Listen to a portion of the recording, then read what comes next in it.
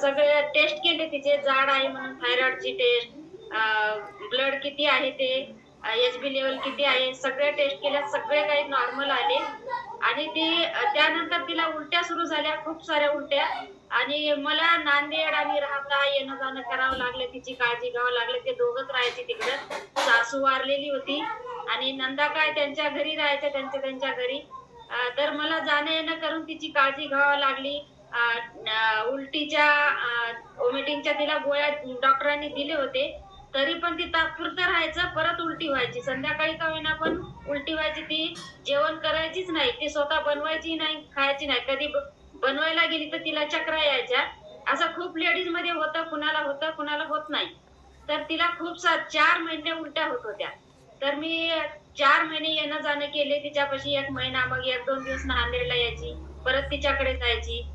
त्यानंतर 5व्या महिन्यात मॅडम म्हणल्या की 3 महिने तरी हलवू नका तुम्ही, 3 महिन्यानंतर 4थ्या महिन्यात किंवा 5व्या महिन्यात घेऊन जाऊ शकता. मग मी 5व्या महिन्यात घेऊन आले नांदेडला. मग मोठी जी सोनोग्राफी असती 5व्या महिन्यातली, 5व्या महिन्यामध्ये सोनोग्राफी केल्यानंतर नांदेडमध्ये एवढा मोठा प्रॉब्लेम सांगितला मॅडम बाळाला की हार्टचा प्रॉब्लेम आहे म्हणून. तर हार्टचा प्रॉब्लेम असा आहे की लेफ्ट आणि राईट हे असं ऑपोजिट आहे, तर तुम्हाला बाळ काढून टाकावं लागेल असं सांगितले. तर इतकं टेन्शन मध्ये होतो मॅडम आम्ही 5व्या महिन्यामध्ये.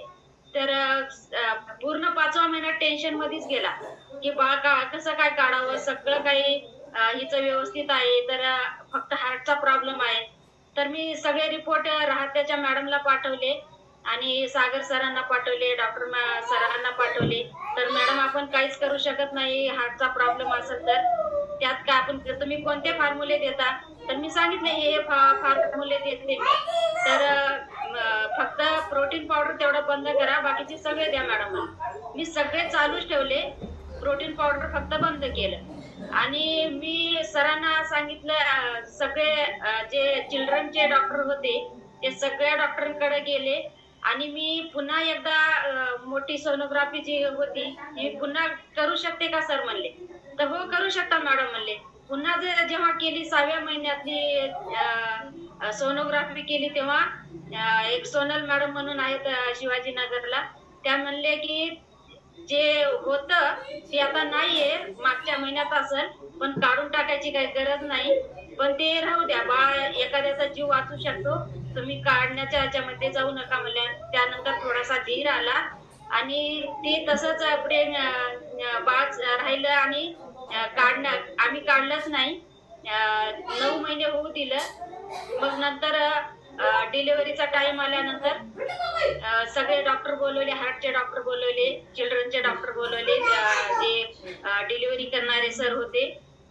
इतकं बाळ सुंदर आहे मॅडम. ते जन्मल्या असं जोरात रडत होतं, हालचाल करत होते आणि डॉक्टर म्हणत होते की काहीच प्रॉब्लेम नाही, बाळ चांगलं आहे आणि एकदम हेल्दी आहे. 2.5 किलोचं बाळ होतं, पण काहीच त्याला प्रॉब्लेम नव्हता. सगळे आम्ही खुश झालो मॅडम.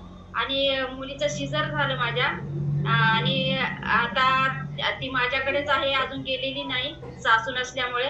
आता 6 महिने होत आहेत, बाळ एकदम सुंदर आहे, कसलाच प्रॉब्लेम नाही त्याला. आणि मी आता 6व्या महिन्यात सरांना विचारून डायनोशेक चालू केलेला आहे आणि त्याला वरचं थोडं थोडं देते. आणि डायनोशेक उठल्या पिते, इतका आवडीनं पिते. ती असं गडबड करते, असे हातोपाय हलवते, कधी आत ओढते, कधी मला देते. उठल्याबरोबर त्याला दररोज डायनोशेक देते मॅडम मी. आता तिचं वजन वाढलेलं आहे डिलिव्हरी मध्ये. आता ती मी दररोज एन्जॉय करते आपल्या रोजच्या वर्कआउट मध्ये संध्याकाळच्या. आणि हे सगळं श्रेय सागर सरांना, छाया मॅडमला आणि माझ्या कोच विशाखा शिंदे मॅडम